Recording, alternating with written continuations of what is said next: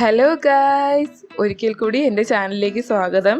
ഞാനിന്നിവിടെ വന്നിരിക്കുന്നത് വളരെ പെട്ടെന്ന് തയ്യാറാക്കാൻ പറ്റിയ ഒരു നെയ്ച്ചോർ റെസിപ്പി ആയിട്ടാണ്. അതും കുക്കറിൽ എങ്ങനെ നെയ്ച്ചോർ തയ്യാറാക്കാമെന്ന് നമുക്ക് നോക്കാം. കുക്കർ ചൂടായി വരുന്നുണ്ട്. നമുക്ക് അതിലേക്ക് ആവശ്യത്തിന് നെയ്യ് ചേർത്ത് കൊടുക്കാം. 1.5 ടീസ്പൂൺ നെയ്യ് ചേർത്ത് കൊടുക്കുക.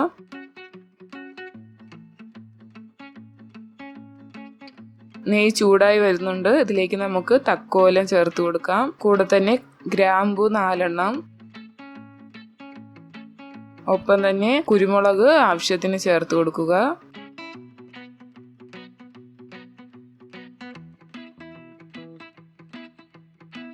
അതിലേക്ക് 4 ഏലക്കയും കൂടി ചേർത്ത് കൊടുക്കുക. ആവശ്യത്തിന് പെരിഞ്ജീരകം കൂടി ചേർത്ത് കൊടുക്കുക. നന്നായിട്ടൊന്ന് മിക്സ് ചെയ്ത് കൊടുക്കുക. ഇവിടെ ഞാൻ 1 ടീസ്പൂൺ ഇഞ്ചി വെളുത്തുള്ളി പേസ്റ്റാണ് എടുത്തിരിക്കുന്നത്. അതും കൂടി ചേർത്ത് നന്നായിട്ടൊന്ന് വഴറ്റി കൊടുക്കുക.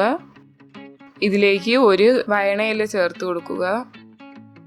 ഇതിലേക്ക് ജാതി ചേർത്ത് കൊടുക്കുക. ആവശ്യത്തിന് പട്ടയും ചേർത്ത് നന്നായിട്ടൊന്ന് മിക്സ് ചെയ്ത് കൊടുക്കുക. ഇവിടെ ഞാൻ 1 സവാള ചെറുതായിട്ട് അരിഞ്ഞെടുത്തിരിക്കുന്നതാണ്. ഇതിലേക്ക് ചെറുനാരങ്ങ നീര് തൊലിയോടുകൂടി ചേർത്ത് കൊടുക്കുക.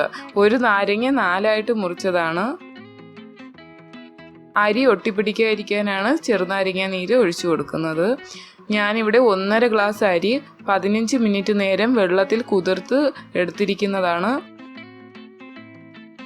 ഞാൻ ആ ഗ്ലാസ് കാണിച്ചു തരാം. കണ്ടില്ലേ, ഇതിൽ 1.5 ഗ്ലാസ് അരിയാണ് ഞാൻ എടുത്തിരിക്കുന്നത്. ഈ അളവിൽ ഒരു 3 പേർക്ക് കഴിക്കാൻ പറ്റുന്ന നെയ്ച്ചോറാണ് തയ്യാറാക്കുന്നത്. നന്നായിട്ടൊന്ന് മിക്സ് ചെയ്ത് കൊടുക്കണം. ഇതിലേക്ക് ആവശ്യത്തിന് നെയ്യും കൂടി ചേർത്ത് കൊടുക്കാം. നെയ്ച്ചോറിൽ പ്രധാനമായിട്ട് നെയ്യ് തന്നെ മുന്നിട്ട് നിൽക്കണം, എന്നാലേ ടേസ്റ്റ് വരികയുള്ളൂ. ചോറിൽ വെള്ളത്തിൻ്റെ അംശം മാറുന്നത് വരെ ചോറ് നന്നായിട്ട് മിക്സ് ചെയ്ത് കൊടുക്കണം. 1.5 ഗ്ലാസ് അരിക്ക് 2.5 ഗ്ലാസ് വെള്ളമാണ് എടുക്കാനുള്ളത്. അതും തിളച്ച വെള്ളം മാത്രമേ ഒഴിക്കാൻ പാടുള്ളൂ.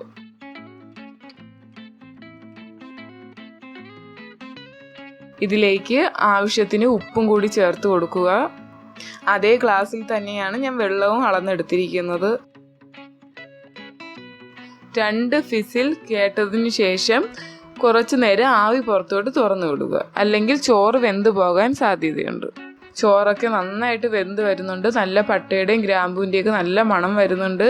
ഇതിലേക്ക് ആവശ്യത്തിന് മല്ലിയില ചേർത്ത് കൊടുക്കുക. മല്ലിയില ഇഷ്ടമല്ലാത്തവർക്ക് അത് മാറ്റാം. ഉണക്കമുന്തിരി നെയ്യിൽ വറുത്തെടുത്തതാണ്, അതും കൂടി ചേർത്ത് കൊടുക്കുക. നന്നായിട്ടൊന്ന് മിക്സ് ചെയ്ത് കൊടുക്കുക. കണ്ടില്ലേ, ചോറൊന്നും ഒട്ടും തന്നെ ഒട്ടിപ്പിടിച്ചിട്ടില്ല. നന്നായിട്ട് നല്ല പാകത്തിന് തന്നെ വെന്ത് വന്നിട്ടുണ്ട്. നമുക്കിനി ഒരു സർവിങ് ഡിഷിലേക്ക് മാറ്റാം. എല്ലാവരും തീർച്ചയായും തയ്യാറാക്കി നോക്കണം. എല്ലാവർക്കും തന്നെ ഇഷ്ടപ്പെടും. എൻ്റെ വീഡിയോ ഇഷ്ടമായെങ്കിൽ സബ്സ്ക്രൈബ് ചെയ്യുക, ഷെയർ ചെയ്യുക, ലൈക്ക് ചെയ്യുക. കൂടെ തന്നെ ബെല്ലൈക്കൺ കൂടി പ്രസ് ചെയ്യുക. എന്നാൽ മാത്രമേ ഞാൻ ഇടുന്ന വീഡിയോൻ്റെ നോട്ടിഫിക്കേഷൻ നിങ്ങൾക്ക് ലഭിക്കുകയുള്ളൂ. താങ്ക്